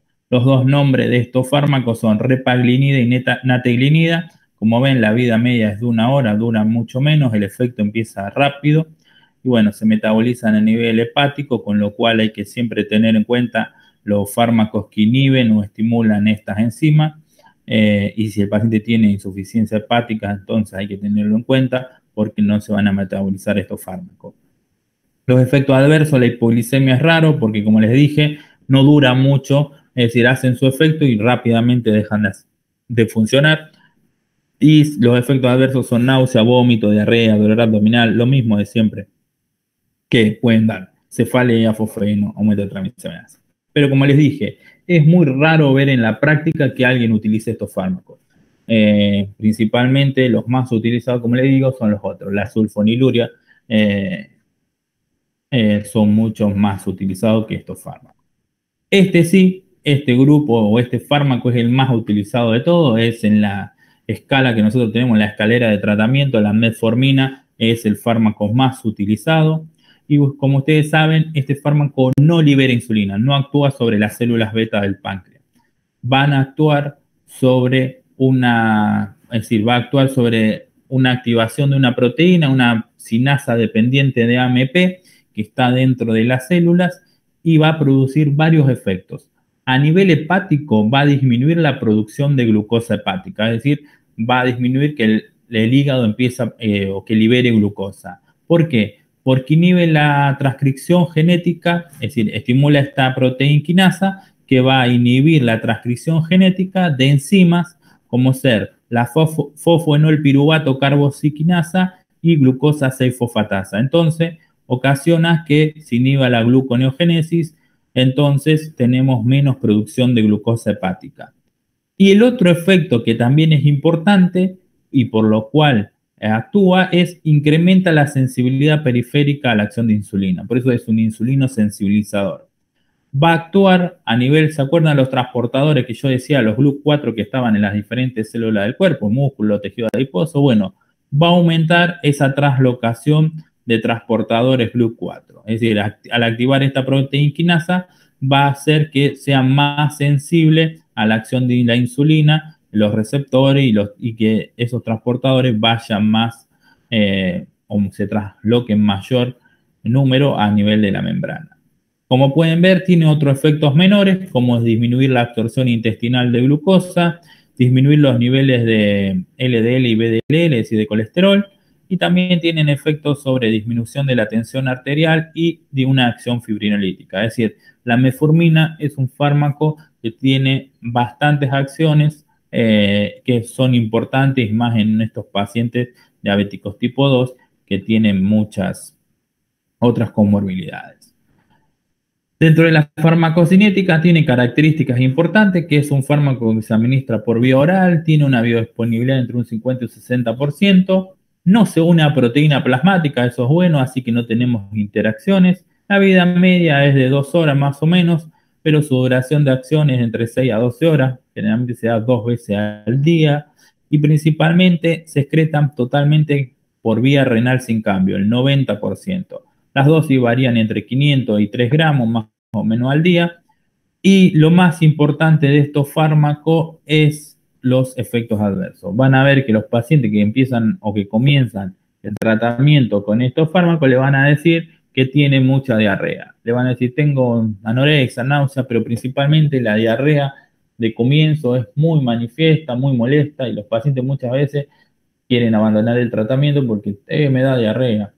Generalmente se habla de que la administración con comida y el tratamiento prolongado disminuye bastante y las dosis bajas, comenzar con dosis baja, disminuye bastante estas diarreas, esta sintomatología o estas manifestaciones gastrointestinales.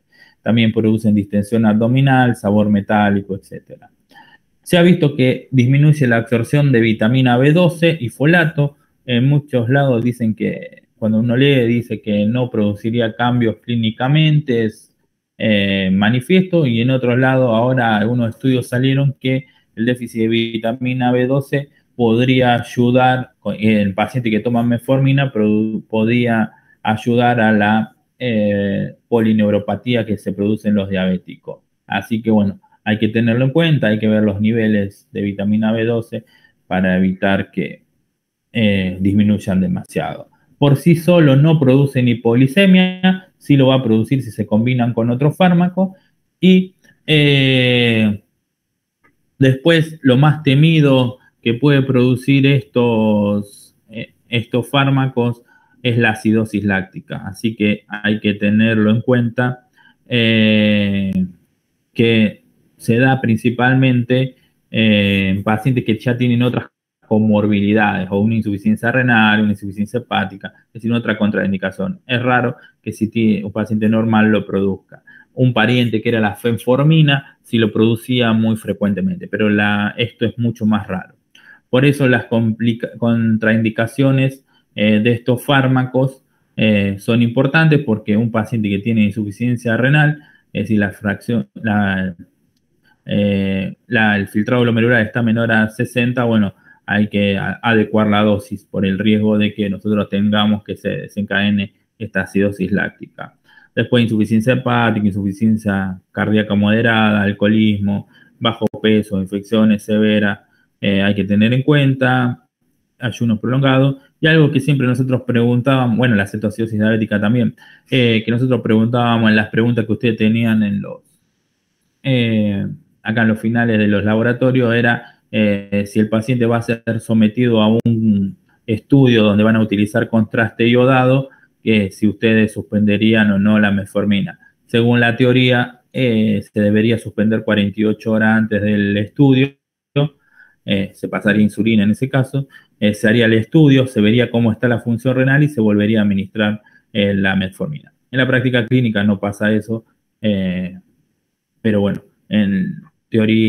teóricamente tendría que hacerse. Y cuando nosotros preguntábamos que esto habría que suspenderlo antes de realizar, es decir, una tomografía con contraste, se debería suspender, ver que el contraste no altere la función renal, y bueno, ahí se volvería a administrar, porque si el contraste alteró la función renal, bueno, el riesgo de que se acumule la metformina es más alto y que lleve a acidosis láctica. Después, las interacciones, lo mismo. Si nosotros lo damos con la sulfoniluria, tenemos mayor riesgo de hipoglicemia. Con alcohol, lo mismo. Bueno, y después, como habíamos visto, se elimina por vía renal. Bueno, la furosemida cimetidina, que es un pariente de la ranitidina, y la nifedipina, que secretan por ahí por excreción tubular, competirían con la metformina en la excreción y, bueno, aumentarían los efectos. Pero no es clínicamente importante estos. El que sí más importante son estas dos. El riesgo de hipoglicemia, que puede ser mucho más grave. La metformina, como ustedes van a ver en todas las guías, es un fármaco de primera línea para el tratamiento de diabetes tipo 2, es decir, tanto en monoterapia como en combinación. Y verdaderamente se hizo un estudio a gran escala, el estudio UKPDS, que se hizo en Reino Unido, donde demostró que la metformina disminuía las variables duras, es decir, las complicaciones macrovasculares en los pacientes. Se hizo por 10 años y demostró que verdaderamente era eficaz. Esto lleva a que por eso es un fármaco, aparte de sus efectos, que se utilice de primera línea y tiene una evidencia fuerte para recomendarlo. Bueno, disminuye la progresión a diabetes en los pacientes que tienen la tolerancia alterada a la glucosa, no produce hipoglicemia, no produce aumento de peso, sino que produce pérdida de peso.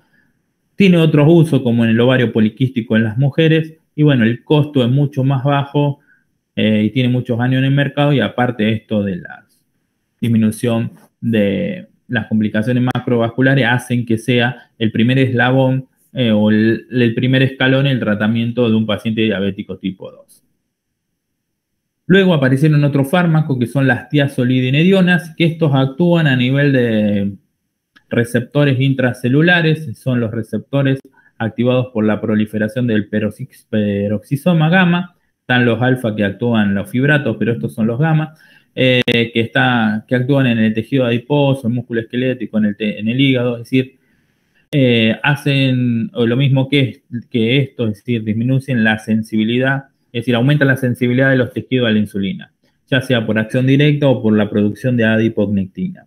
Generalmente estos fármacos en muchos lugares del mundo se sacaron del mercado por los efectos adversos que producían. Acá en la Argentina todavía están, lo que sí tienen en el prospecto se hicieron cambios para que se resalte los efectos adversos que pueden producir. Estudios que se han hecho han demostrado que son eficaces con respecto a variables subrogadas, es decir, una variable subrogada o interviniente, como les decía, eran los niveles de glicemia o como ser la hemoglobina glicosilada. Entonces, los estudios generalmente hablan que sí disminuye la hemoglobina glicosilada entre 0,5 y 1,4 y disminuye la insulinemia, pero los estudios que demuestran a largo plazo que afecte variables duras, es decir, las macro y microvasculares, están ahí como muy pocos estudios hay que tengan una fuerza de evidencia importante. No demostraron mucho efecto, como les decía, sobre esas variables duras. Las más conocidos, es decir, son los dos que están, rosiglitazona y pioglitazona, también se metabolizan a nivel hepático, el precio no es este, es mucho, mucho más caro. Y bueno, lo importante eran los efectos adversos. Dentro de los gastrointestinales, aumento de la transaminasa, por eso hay que controlarla en estos pacientes que lo utilizan. Había uno dentro de este grupo que era la troglitazona, que producía insuficiencia hepática grave, es decir, llevaba a trasplante, así que por eso se sacó del mercado esa troglitazona. Pueden producir aumento de peso hasta 4 kilos, así que eso no es conveniente en diabético tipo 2. Producen edema periféricos, producen neoplasias, o sea, eso está en veremos. Algunos estudios hablaban que hay que tener en cuenta eso. Pero sí, estos tres efectos que se vieron en estudios, que un estudio demostró, un estudio de gran multicéntrico importante, demostró un incremento de 4 veces la probabilidad de desarrollar insuficiencia cardíaca en los pacientes que usaron rosiglitazona, lo mismo que el uso de rosiglitazona y el incremento del riesgo de infarto. Así que por eso en los prospectos se puso esa advertencia, más si el paciente ya tenía enfermedad cardiovascular. Así que hay que tenerlo mucho en cuenta. Y también aumento del riesgo a largo plazo en fracturas en mujeres diabéticas tipo 2, porque pueden producir osteoporosis. También dan edema macular también. Entonces, por eso hay que tener mucho cuidado en el uso de mujeres posmenopáusicas de estos fármacos.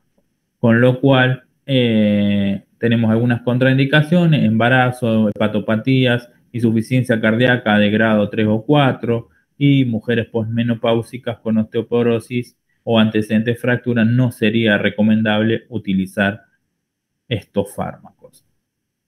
Entonces, en relación con la metformina es un fármaco fármaco que tiene un costo mucho menor. Los efectos adversos, a pesar que algunos son molestos,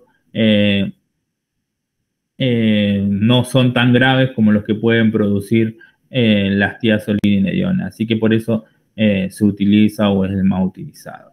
La carbosa no se utiliza mucho, es decir, tiene como efecto adverso la flatulencia y los diarrea, entonces serviría para controlar la glicemia postprandial, pero su uso y su reducción es muy baja. No llega ni al 1% del cambio en la hemoglobina glicosilada, así que no están utilizados.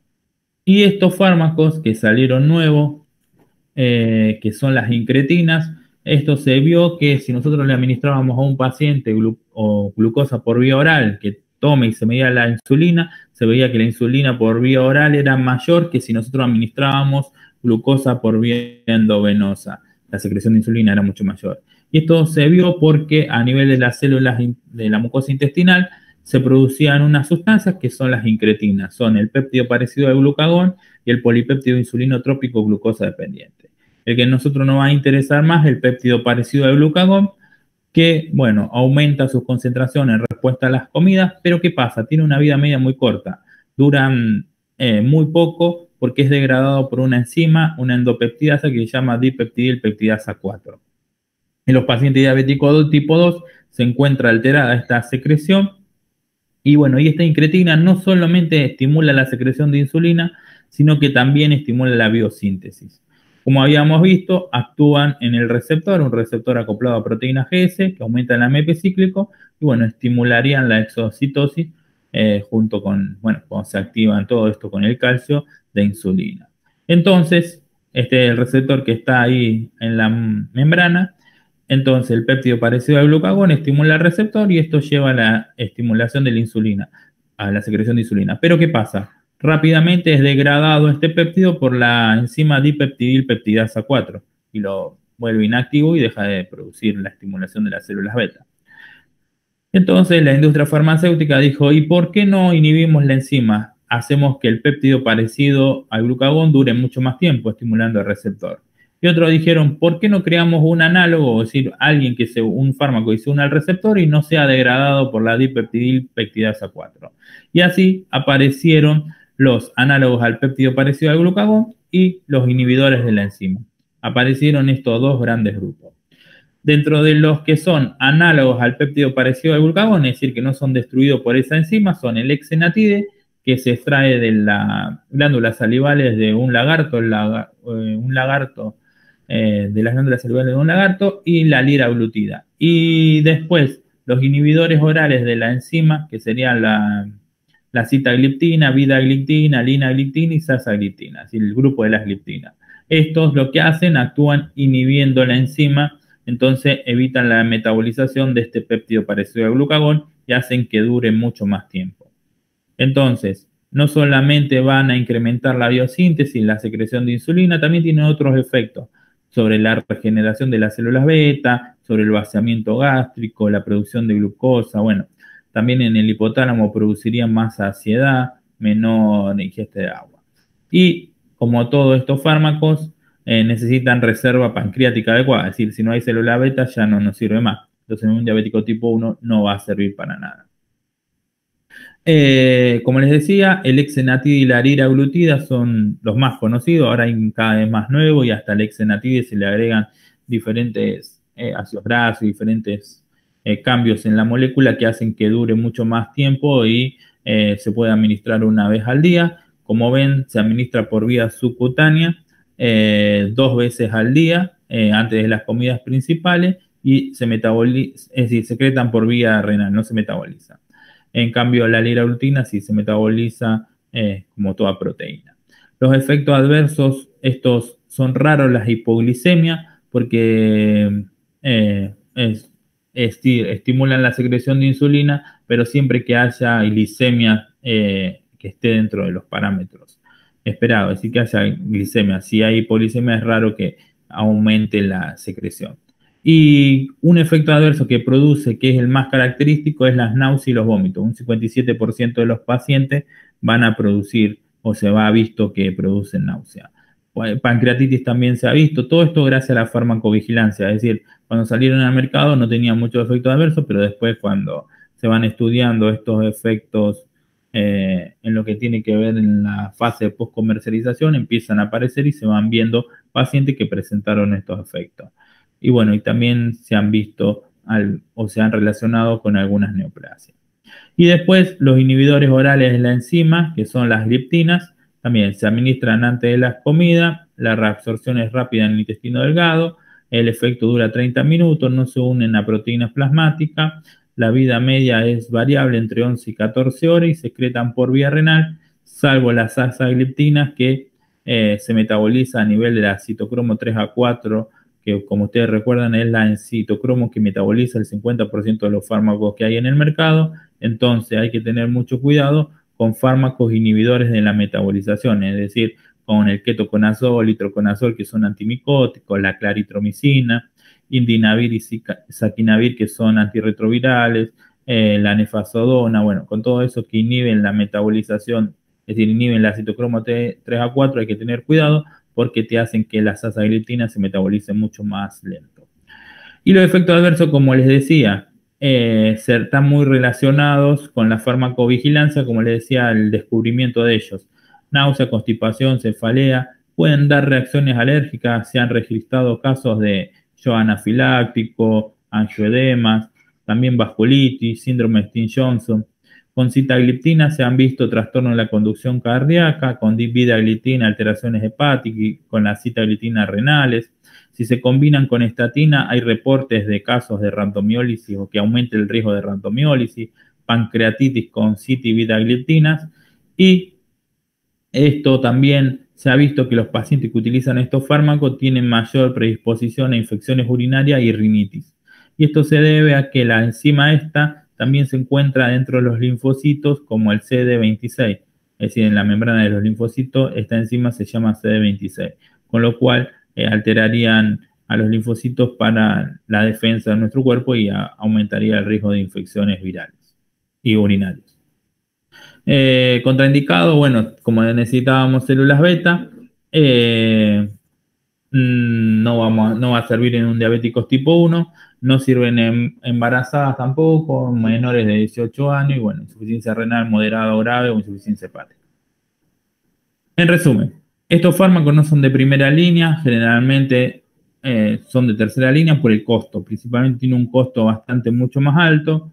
Recién ahora están saliendo más estudios en el mercado relacionado con esto que decía de la variable dura, de su eficacia sobre la variable dura. Muchos hablan de que tienen ciertos beneficios. La disminución es moderada de la hemoglobina glicosilada y se utiliza combinado con cualquiera de los otros fármacos que habíamos visto hasta ahora. Los análogos del péptido parecido al glucagón producen una mayor pérdida de peso que las gliptinas y bueno, y esto todavía hay que seguir estudiándolo, el aumento de incidencia de adenocarcinomas. El costo es mucho mayor de esto que el exenatid y sitagliptina, que esto está viejo, así que el costo es mucho mayor, entonces hace que no todos puedan acceder a estos tratamientos. Igual, como ustedes saben, hay una ley para que los pacientes que son diabéticos puedan acceder a los medicamentos, pero bueno, el costo para el sistema de salud es mucho más mayor si se empiezan a administrar estos fármacos, entonces tiene ciertas restricciones también por eso. En las obras sociales muchas veces hay algunas restricciones importantes y bueno, lo que sería público mucho más todavía. Y por último, tenemos los inhibidores del cotransporte de sodio glucosa tipo 2, normalmente se llaman glifosinas, que son la DAPA, CANA y empaglifosina.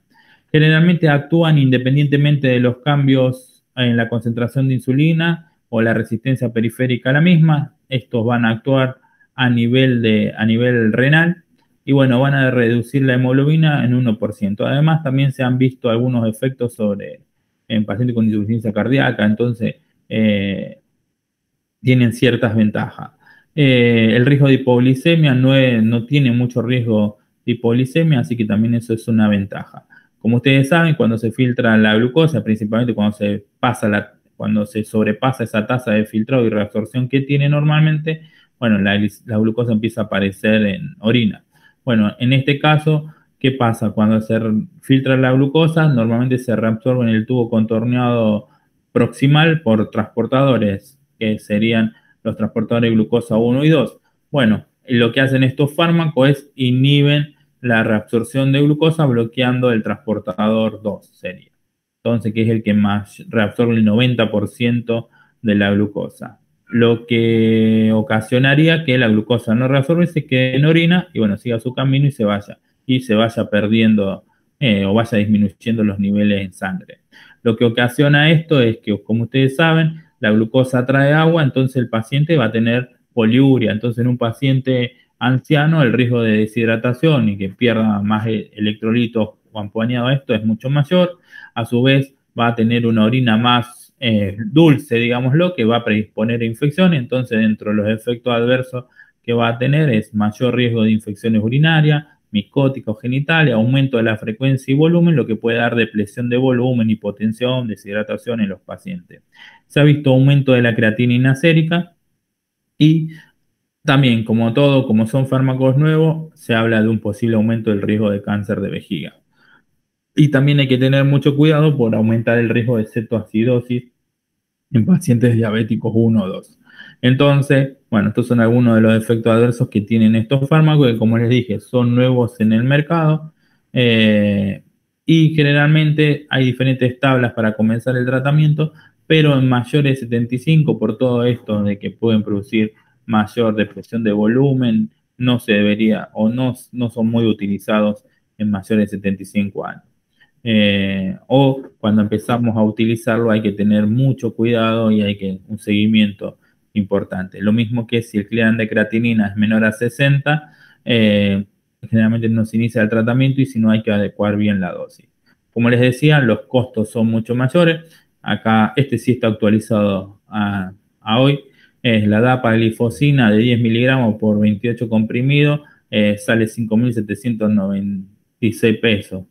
Y la canaglifosina de 100 miligramos por 30 comprimidos, 4.169. Es decir, el costo es mucho mayor con estos fármacos que con otros.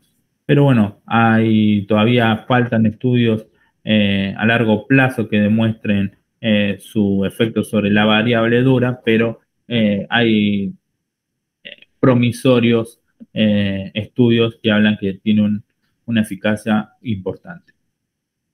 Como les decía, esto me interesa que lo van a ver siempre, que es el tratamiento para un diabético tipo 2, cómo se comienza. Lo primero de todo es los cambios en todo lo que habíamos visto, la alimentación, el ejercicio, la actividad física. Empezamos con monoterapia, con metformina. ¿Y por qué? Porque la eficacia es alta, está demostrada, el riesgo de hipoglicemia es bajo, la pérdida de peso, o puede haber pérdida de peso, ser neutral. Los efectos secundarios son o gastrointestinal y raro la acidosis láctica y principalmente el costo. El costo es bajo. Entonces, por todo esto, el principal escalón en el tratamiento es la metformina. Si después de 3 meses no logramos el objetivo de la hemoglobina glicosilada, es decir, no podemos llegar al nivel deseado, bueno, podemos hacer una combinación de fármacos en base a múltiples factores como habíamos visto antes. Es decir, las comorbilidades que tengan, es decir, las enfermedades que tenga el paciente, también la disponibilidad, las ganas que tenga el paciente de cumplir el tratamiento, etc. Podemos combinar 2 fármacos y que podemos utilizar o la sulfonilurea, la tiazolinidiona, los bloqueantes de la enzima dipeptidilpeptidasa 4, los agonistas de los receptores o en algún caso podemos utilizar insulina. ¿Y por qué? Y bueno, y vamos viendo que en relación a la eficacia, la combinación metformina-sulfonilurea es alta, con diazolinidiona también, con los bloqueantes de la enzima es intermedia, con los péptidos alta, y bueno, la más alta es con la insulina. Y así vamos viendo y comparando. En relación al paciente que tenemos, bueno, si este paciente tiene mucho más riesgo de producir hipoglicemia, y bueno, la combinación con sulfonilurea no nos va a hacer lo más conveniente y vamos a buscar otro esquema o otro tratamiento, otra combinación sería, que tenga bajo riesgo. Entonces podemos utilizar combinados con los agonistas de los receptores del GLP. Es decir, íbamos viendo, o si el costo es muy alto, bueno, ahí tenemos que buscar volver a este. Y lo mismo, si en 3 meses no llegamos a ese objetivo, podemos combinar 3 fármacos y si no, pasamos a insulina múltiples dosis. Hacemos el esquema básico de insulina. Pero bueno, este cuadrito le va a servir siempre, por eso ténganlo en cuenta. Lo van a ver actualizado, este es el 2012, pero en el 2019 LADA también tiene un nuevo cuadrito de actualización. Y por último, y para terminar, antes que se acabe la hora, fíjense este caso que siempre lo pongo, pero sirve también para hablar un poco de la hipoglicemia en los pacientes diabéticos, que como les decía, son muy lables. Este es un paciente de 20 años de edad, 68 kilos de peso, 1,70 de altura, tiene diabetes tipo 1 de hace 7 años, se encuentra realizando tratamiento con insulina Lispro y NPH. Y bueno, y se fue a una fiesta donde bailó un gran rato, tomó alcohol y bueno, y lo encontraron ahí desorientado, con alteración en habla, no tomó ninguna droga por las dudas que me pregunten, y bueno, y lo llevaron a la guardia del Centenario, donde tuvo convulsiones cuando arribó. ¿Qué les parece que puede tener este paciente o qué le pasó? ¿Y cómo lo tratarían principalmente? Una hipoglicemia. Bien, hipoglicemia, perfecto. ¿Y por qué se produjo esa hipoglicemia?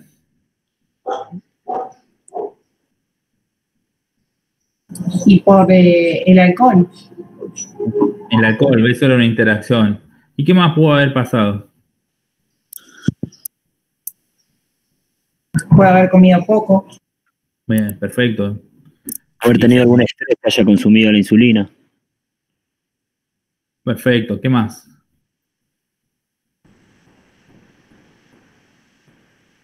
Bien, perfecto. La actividad física es importante. El paciente pudo haber administrado insulina y después actividad física, comió poco. ¿Qué más? Deshidratación.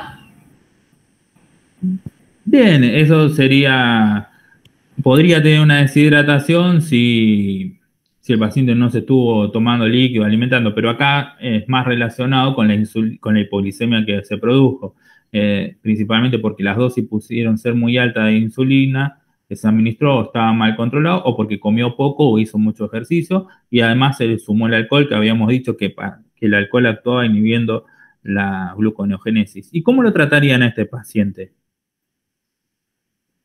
Glucosa hipertónica intravenosa. ¿Y por qué glucosa hipertónica? ¿Todos eligen lo mismo o alguien eligía otra cosa? Se puede usar suero. Está despierto. Este paciente llegó a la guardia y estaba medio convulsivando, así que no estaba despierto. Glucagón también se podría usar. Todos dicen que se podría usar glucagón.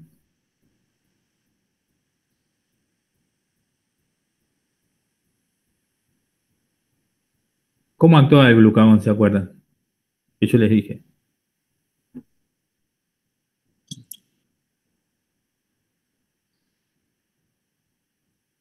Estimularía la gluconeogénesis del glucagón.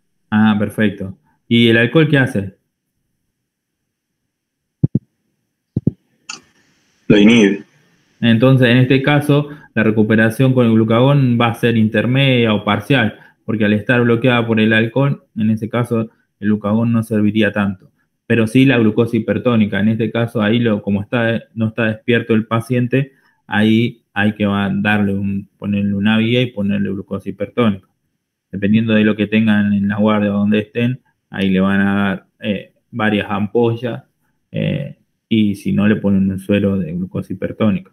Generalmente vamos a 25-50%, le queremos aumentar rápido la glicemia y vemos si el paciente después se despierta y anda bien, ahí le podemos tomar algún hidrato de carbono complejo. Lo mismo pasa en los pacientes estos pacientes,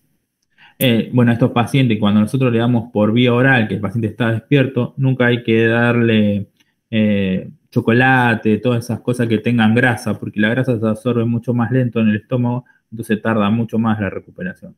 Pero sí hidrato de carbono simple, tampoco gaseosa que no tengan azúcar, light, porque no nos va a servir tampoco en este caso. Pero le digo, tengan mucho en cuenta las hipoglicemias en los pacientes diabéticos. Le cuento otro caso, una mujer que vino por cefalea, vino con mareo, bueno, quedó ahí en observación en la guardia, se le mide la glicemia, tenía 350, la acetonemia, todo dio negativo para una cetoacidosis diabética, entonces se le administró insulina, una corrección de insulina regular, y la paciente hizo una hipoglicemia de 42 por Acuchet, medido por el hemoglucotest. Y bueno, en ese caso también una de las cosas que es administrarle glucosa en la rápida hipertónica para que recupere la conciencia. Y una de las manifestaciones que tenía esa paciente, aparte de la somnolencia, la disminución del sensorio, es la sudoración, que puede ser muy característico en los pacientes diabéticos. ¿Y por qué generalmente, a pesar de que la dosis de insulina fue baja, se le hizo esa hipoglicemia? Tengan en cuenta que si el paciente es insuficiente renal, la señora era insuficiente renal crónica, entonces en ese caso, tengan en cuenta que en ese caso la dosis es menor de lo que le daríamos a un paciente que no fuese insuficiente renal. Porque en ese caso la insulina no se metaboliza tan rápido como en otros pacientes que no son insuficientes renales, así que ténganlo en cuenta. Bien, ¿alguna otra pregunta antes de terminar? Sé que tendrá millones. ¿Nadie tiene alguna pregunta? Faltan 3 minutos.